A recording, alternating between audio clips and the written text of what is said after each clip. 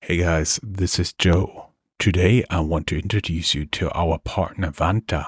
Achieving ISO 27001 or SOC 2 compliance can unlock major growth for your company and build customer trust, but the process can be time intense and costly. Vanta automates compliance, getting your audit ready quickly and saving up to 85% of associated costs. And Vanta scales with your business, helping you enter new markets. Join 7,000 global companies like Atlassian, Flow Health, and Quora that trust Vanta. Claim 20% off Vanta at vanta.com/startupradio. That's vanta.com, spelled vanta.com/startupradio.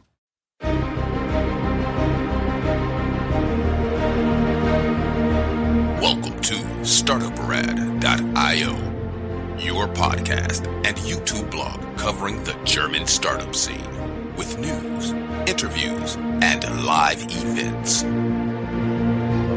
Welcome everybody, this is Joe from Startuprad.io, your startup podcast and YouTube blog from Germany.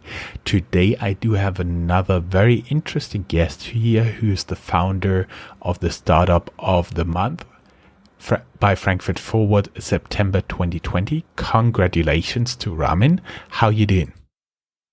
Hi Aaron, I'm doing pretty fine, and you?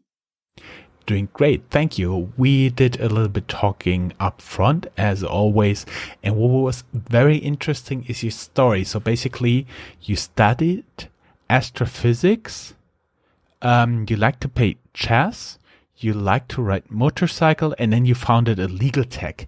How did this happen? What did you do before you founded NAIX Technologies? Yes, sure. Let me go ahead and try to explain it. I started studying physics early on when I was in school, like in high school. I started at around was 16 and a half, 17 something. So I used to be a so-called Schülerstudent, a pupil student in the University of Frankfurt.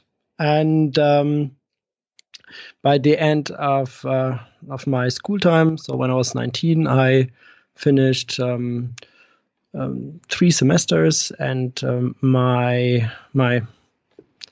so-called, in Germany we call it Nebenfach, Wahlfach, and that was astrophysics.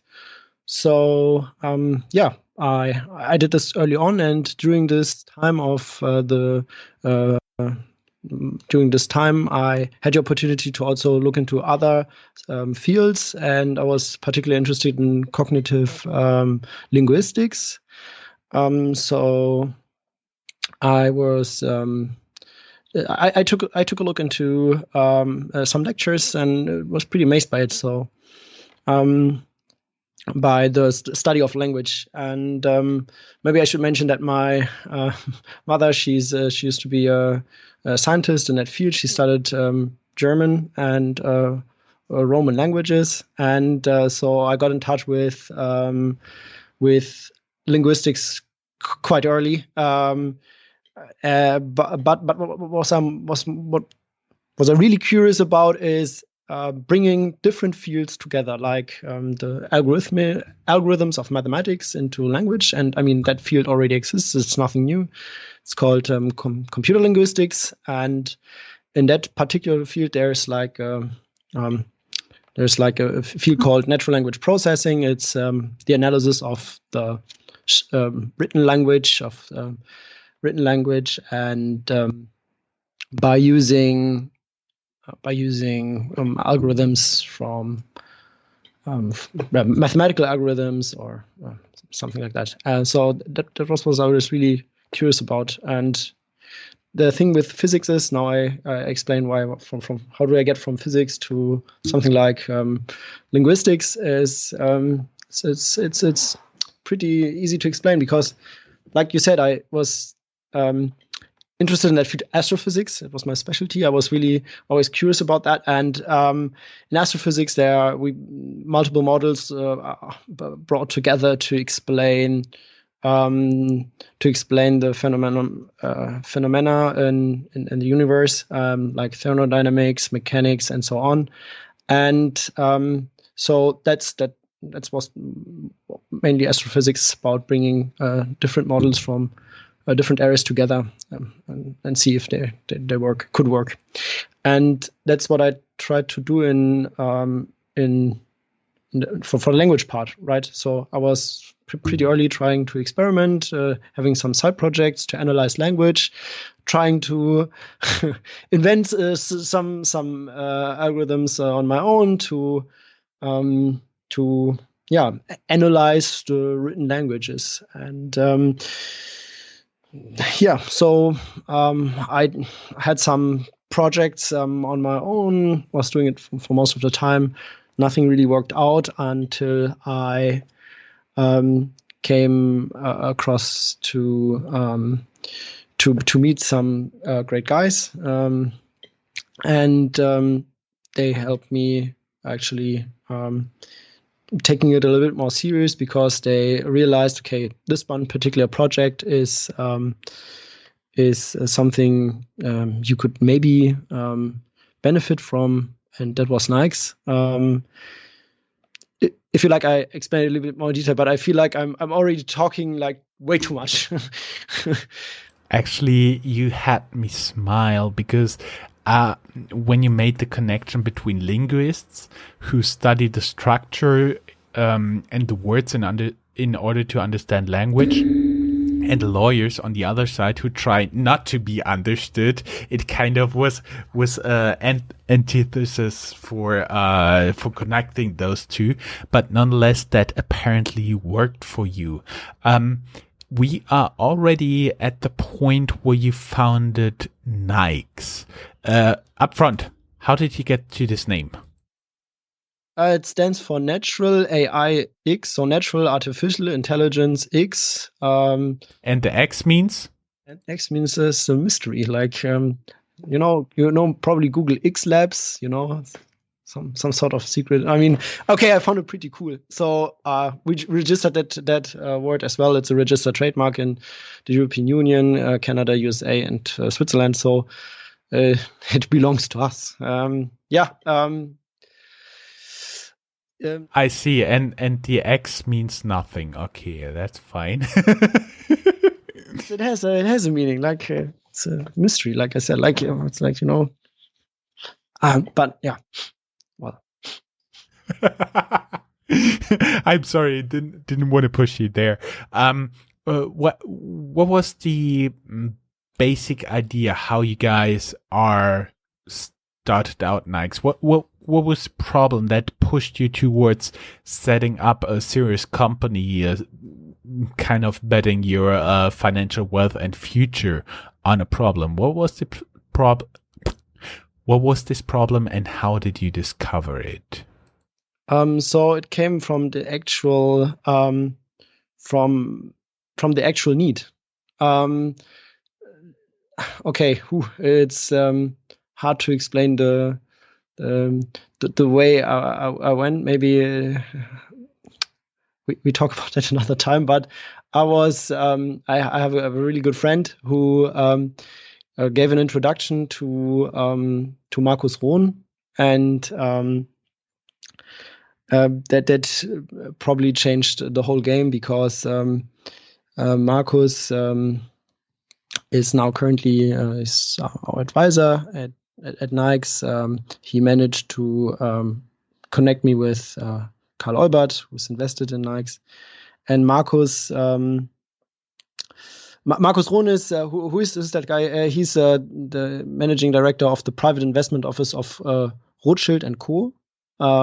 Rothschild is they have like two main departments. One is the global advisory part, advising companies in M&A transactions whatsoever, and the other one is asset management, and that's where Markus is working. And he's such a great guy. He was talking to him, showed him what projects I work on, and he said, okay, this one is something that could maybe work out, and he's kind of a mentor, and I somehow made a good enough impression for him that he said, okay, look, I mean, I don't have money, I can't pay him, and but he said, okay, you know what, I'm going to help you to try this out, and I'm going to connect you with a couple of people he knows, and he does know a lot of people. So he was kind of pushing this in the right direction, going into that legal direction, where the actual need for anonymization and pseudonymization is. And why would you need anonymization and pseudonymization for any document? That's a fairly good question, because you don't have the need, I don't have the need. So there is... let's back off a little bit, but there's someone who has a need for this, right? Yes. That would be, yes, there are law firms, consultant companies who are working in the field of mergers and acquisition, M&A, who have to redact documents during that transaction. When you want to sell a company, you have to erase all the personal identifiable information, like names and so on, because we have this data protection here, right? Not only in Germany, but also in Europe. In Germany, it's the DSGVO, Datenschutzgrundverordnung. In Europe, it's the GDPR. And they make it pretty expensive if you don't anonymize your contracts. Or another example, if you want to sell some loan portfolio, okay, you're a bank and you want to sell that maybe it's a non-performing loan, so it's a portfolio of loans that perform quite bad. You want to sell it. But there are a lot of consumer information there, right? So when you're going to sell that, the investor who's going to buy that portfolio is not allowed to see that, for example, you or myself have like a loan in that bank. They don't need the personal information. They just need the information, the size of the loan and whatsoever, and the payment details, but they don't need our names. So may I interrupt you here a little bit? So basically, there is a certain phase in an investment. It's usually called due diligence, where the investor checks all the data. So multiple investors will have a look into the loan documents in order to evaluate if they're real people, no fake loan whatsoever. Maybe even by anonymized data gauge the possibility of repayment of this loan. And that's basically the part where they have to see some of the documents, but they cannot see, for example, that I am one of the people whose loan is in there. So in this due diligence phase, they're checking all this data, and that's the point for which you guys are actually providing the anonymization of the documents, right? Exactly. That's one application, one use case. So a pretty good summary. That's part of the due diligence when you prepare the data room and prepare all the documents. There is this part where you have to anonymize one. Another application which is pretty cool, is okay, for us it's cool. Is when what's that word in English? Untersuchungsausschuss, when they have like when the German government is trying to investigate a certain case, they have to they get some information from, let's say, like the BND, Verfassungsschutz, and so on. But if those institutions provide the material, they have to anonymize that data as well due to data protection. So there's also the public sector, which has a high interest. Or that's an investigative committee which can be frequently seen in the US because they are live broadcasted there. Exactly. Okay, great. Yeah, that thank you very much. Then again, when you have Where else? Of course, knowledge management, another field. When you have like a contract, you don't want to. You have one. You wrote one contract as a lawyer, and you want to use that for a different maybe case, or you want to use some patterns, use some blocks in that document. But due to Chinese walls, you're sometimes not even allowed to share that document within the same law firm, which makes knowledge management pretty hard. So even though some other colleague of yours, maybe from another city, from another location, worked on a similar case, and you would like to use some specific data in there, it's not that easy. You have to redact or even anonymize the contract and then share it. So makes knowledge management way easier if you have like an automated solution where you get your contract, you put it into your database, and then everyone has access to it. We may add, because not everybody here is from a corporate background, a Chinese wall is no physical wall you actually put up in a company. Don't get that wrong. It's a wall where on the one side, for example, one team in a bank is working with the buying side of a to buy a company, like for private equity company, and on the other side, another team, maybe somewhere else, is working on trying to sell the company, and they cannot share information. And this forbidding to share information of some kind, that is called a Chinese wall. I don't know why they call it Chinese wall, maybe because the Chinese wall is the longest in the world, but that's the name given to it. So you as a consumer have the right to DSGVO section 15 to retrieve any information, a company where you're a customer, are to retrieve that information. And so that's the biggest pain point for basically all companies. Let's say an insurance company where you have chat protocols, where you have emails, where you have contracts and all that stuff, and you have that right to know where your personal information is and retrieve those documents and those files. You can imagine if you have like an insurance company of millions of customers, that's a true nightmare. So if I go to my insurance company and say, I want to read off my emails and all the chat protocols, give that to me, they have to fulfill that. So in one case, they had like 10,000 of chat protocol pages that they have to redact. So, and after 1 hour, they managed to redact 10 pages and came back to the customer and said, okay, it's technically not possible with manpower to do that work manually. Okay. You see, so what happens here? The companies tend to accept the fines that you get when you not complying with DSGVO, especially in the field of Kartellrecht. Antitrust law, yes. Here we go.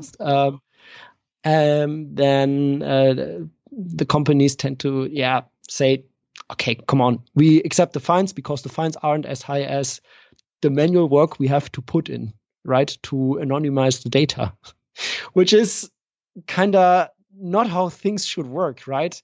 There should be the possibility, but until now, there's not. Now we're here. So law firms and consultant companies could use our tool to tackle that challenge in a technical way and benefit out of it. So on the one hand, their client on one side is happy because he doesn't have to pay the fines.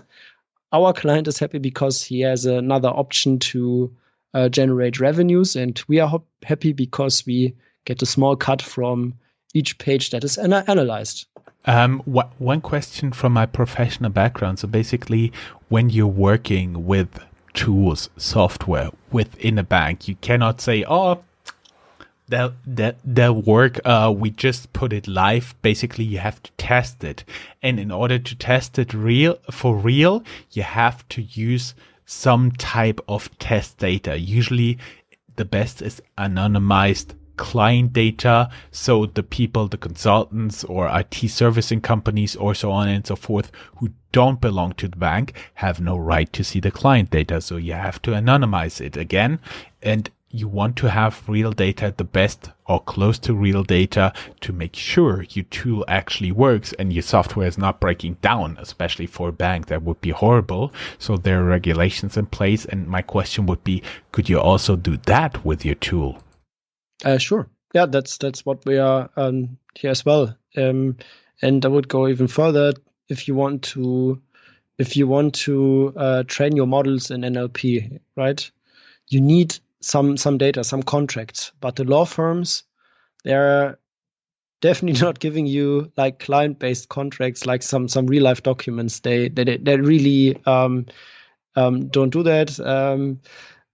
So what we make possible is that those law firms can generate those templates or those anonymized data for other software companies to make them even shareable. So after you have like a pseudonymized document, on one hand, software company benefits from it because it has access to a huge data set, and the law firm benefits from it since it gets tools that makes the legal work even more efficient. And that's like where legal tech is going right now, making the lawyers' work as efficient as possible, because there are a lot of tasks out there that are repetitive.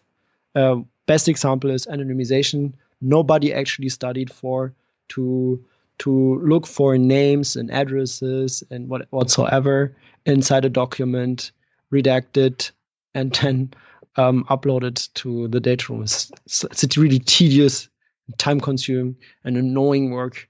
I mean, when you've been talking about that, I was personally thinking about the people with the 3-letter acronym agencies here or across the Atlantic. Actually, they also have to do a lot of redaction in everything they're doing. Would that be also a possible application of your tool? Definitely. Like, definitely. Like I already mentioned, like the Bundesnachrichtendienst BND in Germany, who does that. Are they? I know, just between you and me and like 250,000 people who will listen to this, is the German version of the CIA, the Bundesnachrichtendienst, is it one of your clients? No. No, not at the moment. I mean, I did had a great talk with Brigitte Zypris. She tried to do some introduction to the Ministry of Justice and the Ministry of the Innenministerium. The Interior Secretary or Ministry of the Interior.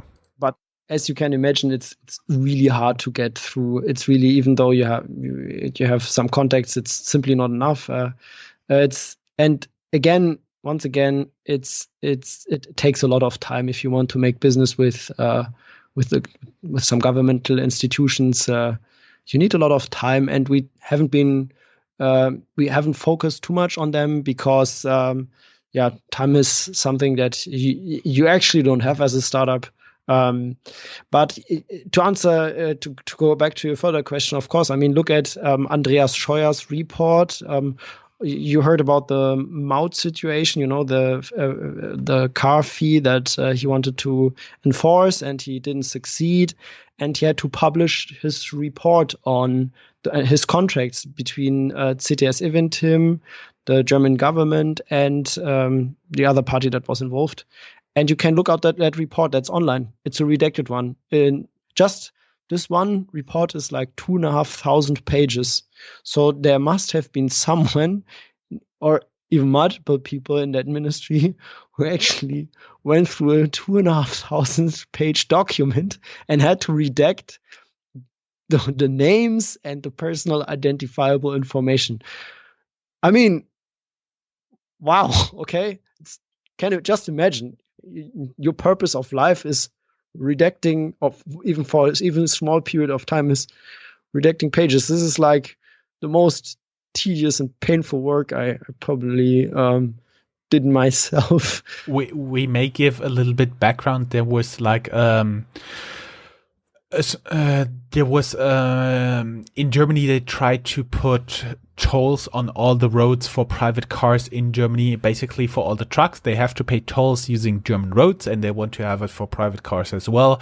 And that was there was a no-go due to European law, because the Germans would get preferred treatment, but nonetheless the person in charge signed already some contracts, and there was a investigative committee. And again, that's where you guys came in, maybe, or could have come in. Yeah, could have. We didn't handle that case. I mean, but it was just an example for even the public sector where there could be technically interest, and yeah. Very interesting. Now I do believe we understand a little bit what you guys doing. I personally don't understand how you get from astrophysics to redacting documents, but that's a completely different topic.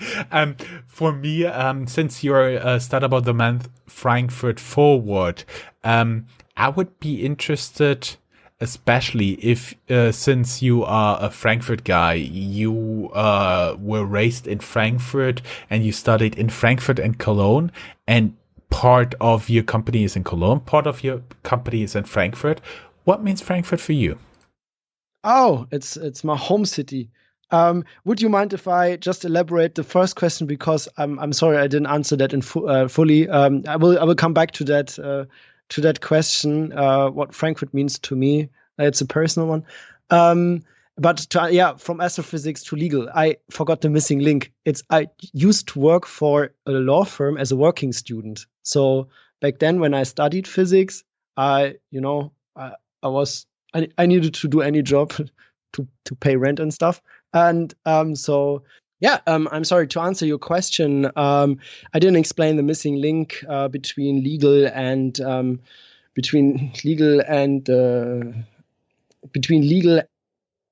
astrophysics exactly, or mathematics in general. How did I come there? I used to work as a working student in a big international law firm. And it was there where I made my first contact into the legal world, and where I experienced the problems lawyers have. Even though I wasn't a lawyer, I was just a working student. I was like a paper boy, doing basic stuff, copying stuff, IT stuff, delivering internal mails, the physical letters, the newspapers and stuff like that. Yep. Yeah, like nothing too fancy. It was just something I could pay my rent, and I could make a living out of it. It was a good time. It was a really good time, but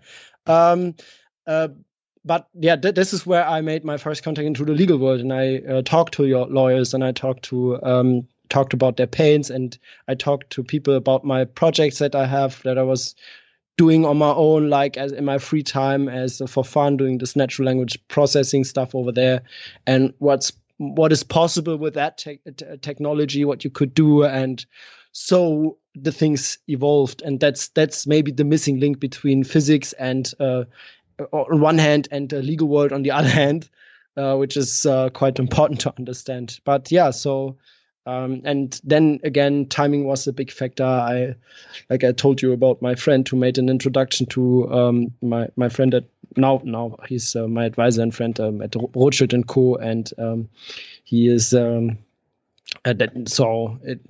the things came together. I mean, I did try out a lot of stuff before, like most of the stuff failed. That's like typical for founders, that they did try out a lot of stuff, try to monetize a lot of stuff, but fail. And this is one stuff I actually curious, most curious about, because the legal world is it's a pretty close society, I would say. It's they mainly work in the background. You probably don't know the biggest law firms in the world, but they are advising the big companies in the world, right? Not only doing transactions, but doing their legal work. I mean, right now we are getting advised by one of those big law firms as well. We are advised by CMS, Hasche Sigle, when they equip program. So they have like a program to advising startups at a little bit reduced fee of what they usually take, and advising us in the legal fields. They're doing our contracts, and so I on one hand I have the law firms as my clients, and on the other hand we have a big law firm who which helps us to negotiate, to build those contracts, and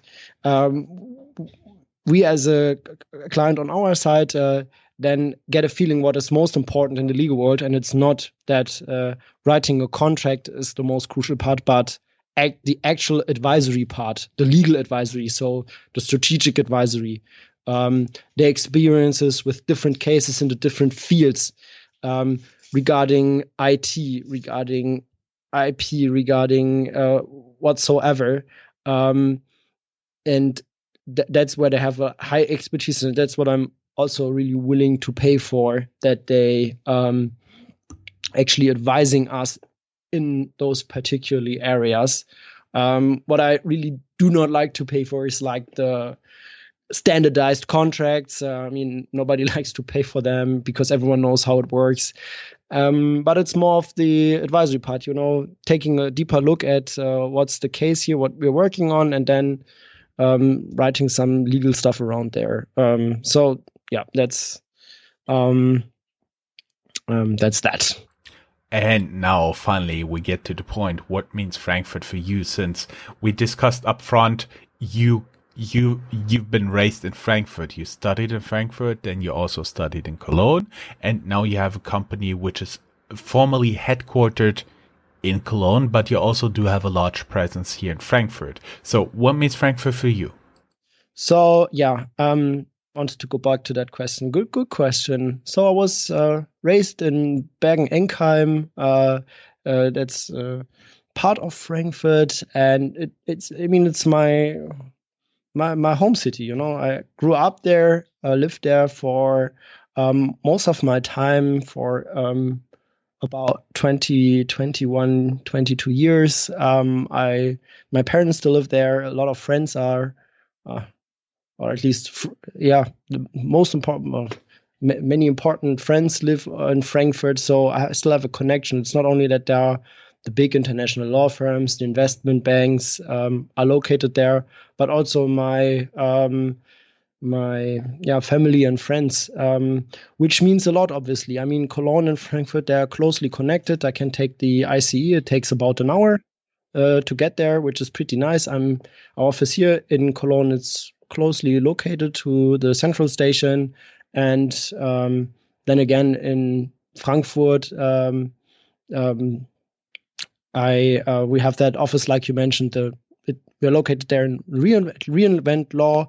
Reinvent Law is a co-working space, but also a network. So the members are primarily from the legal tech area, and they have a strong focus in connecting not only the members to each other, but also the members with huge companies. And so we are getting some leads from over there, and we are getting nice conversations over there, and we are quite flexible. If you want to work in the Cologne office or in the Frankfurt office, it actually doesn't matter. I mean, you can work from home as well.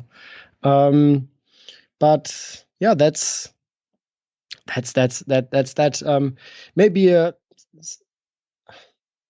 mean, we can talk about personal stuff as well. I really like to do that. You said in your material that your podcast is also it's for entrepreneurs, from entrepreneurs, from founders to founders, which is pretty nice. So what I always try to do, I had a talk here in Cologne with the Entrepreneur Club Cologne. I speak to other founders. I try to tell them a lot about my own failures, but also about the personal stuff. So if you have any specific question, I'm always up to answer it in a openly and most transparent way.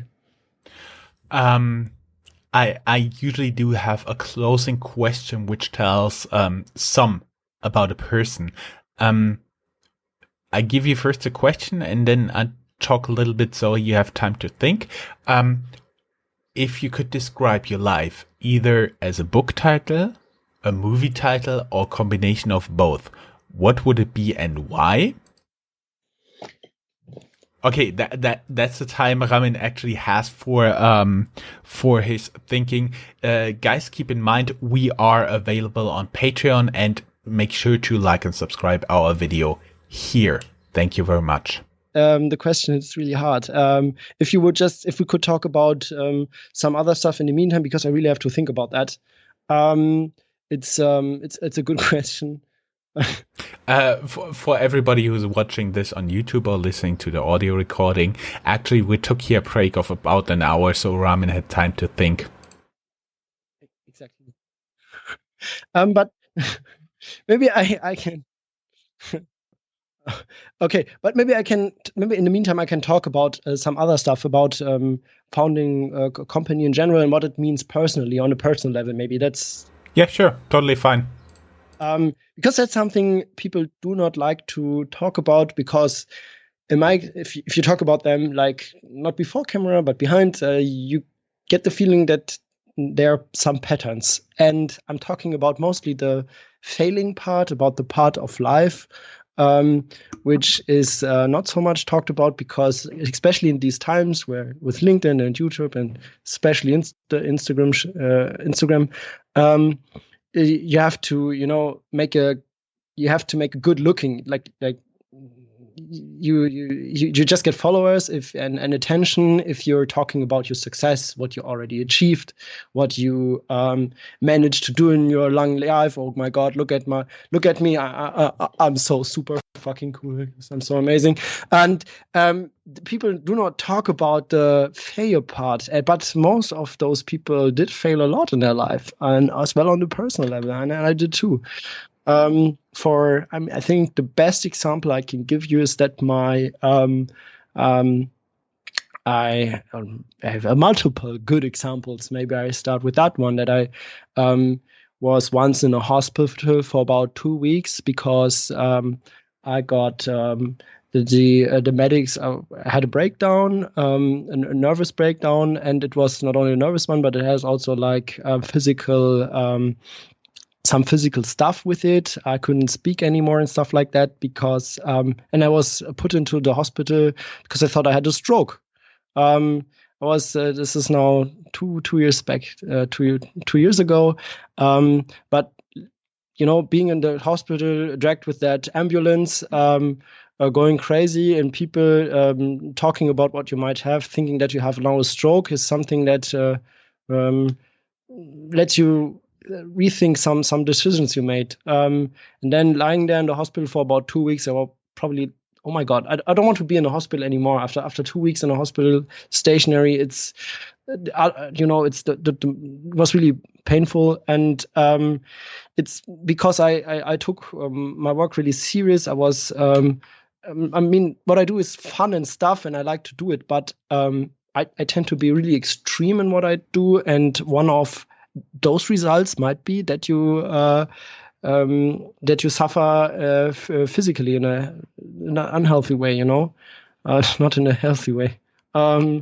This is probably something. Another thing is that I lost my girlfriend.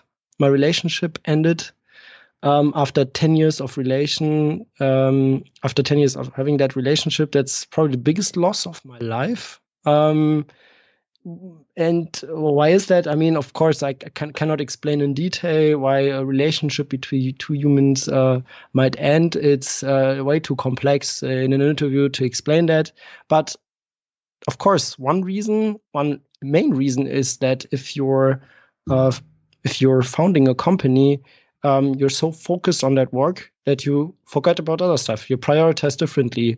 And even though I loved my girlfriend back then pretty much. I always needed to go forward and do my working stuff. So I didn't took care about the relationship itself. I didn't took care about me and the relationship. So I was bringing a lot of anger, a lot of stress, a lot of stuff into that relationship, which even after 10 years, you think you become immortal. You don't ever think about that it might end. You have, I'm 29 years old, so we came together when I was 19. I met her 2 years ago, so she was 15, I was 17 when we met. She is the love of my life, and I lost her because one of the reasons is that I had different priorities due to the founding, and which hits pretty hard if you think about it. I mean, I can talk about the stuff openly. It's not like that. It's consequently always, if you found a company, that's one of the consequences you have to be afraid of, like being in the hospital, using your girlfriend, struggling financially. That's definitely not the case. Okay, there are success stories out there. Most of the people, or some people, doing quite fine when they found a company. They don't have to feel that, but that's one thing how it could end. And maybe I'm on the spectrum on the extreme side. Like I lost a lot of stuff. I lost friends as well. I lost biggest loss my girlfriend, obviously. But it's something that could happen. And so you have to, even though you're excited about what you do, and even though it's really stressful, and I had existential crisis, I had anxiety, I had anxiety issues and all that stuff. I brought all that stuff into that relationship, which is not good, and to other relationships as well, friendships and so on. So even though it might look like on one hand that what I do is quite cool and amazing, and maybe even successful in it, it's just one side of the medal. Most people just show the first place that they achieved an award, and not the blood that is behind, because it's unpleasant. It's nothing too fancy, right? It's nothing you like to talk. Most people don't like to talk about it. I like to talk about it because I want to prepare people.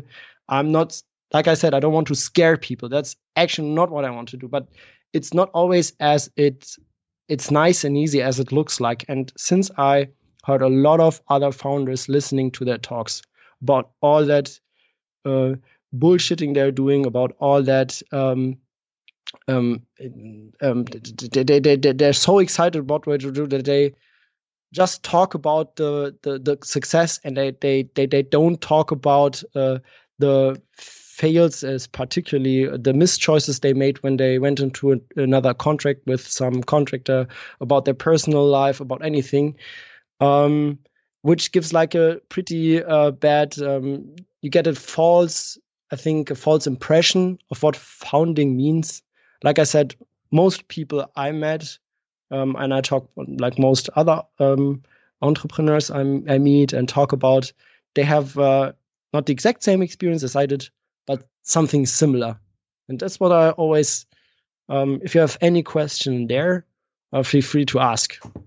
No question, but it's always an interesting perspective because, as I say, many people get the impression founding is, I say, one day I start a company, next day I start a company, and 1 year later I'm a millionaire. It's not that easy. Yeah, I mean that's maybe too obvious, but even just surviving, founding a company and surviving is probably the one of the hardest things you could do. It's not about the money. It's about paying everyone around. I have people that work together with me, and they don't live with the love I give them to you. Okay, and they, oh my god. Just imagine, to wrap it all up, just imagine you could be for 1 week the CEO of any company in the world. Which one would you choose and why? Which one would I choose? To be the CEO of one? Oh, wow. Good question. Never thought about that. From another company, okay. Now I'm thinking, okay, what would it be curious to be one of the bigger companies, a tech company? I mean, like the simple questions like Amazon, Google, and Facebook. Okay, I'm not quite sure if I would like to be a CEO of that company even for a day. That's like way too short. I don't have the insight to actually do some stuff over there for a day. But okay, I'm actually fancy about DeepMind. DeepMind is now integrated into Google. If that counts as a separate company, that's nice. Then I like the X Labs of Google, which are pretty amazing as well. Yes, of course, DeepMind counts as a separate entity. Therefore, thank you very much. It was just a pleasure talking to you. Thank you. Very interesting interview, and I do believe we'll make a teaser with all your laughters and my laughters in between, because we had a lot of fun here in this interview. Thank you very much, and bye-bye. Thank you very much, Jon, for the interview. Thank you for it. That's all, folks. Find more news, streams, events, and interviews at www.startuprad.io. Remember, sharing is caring.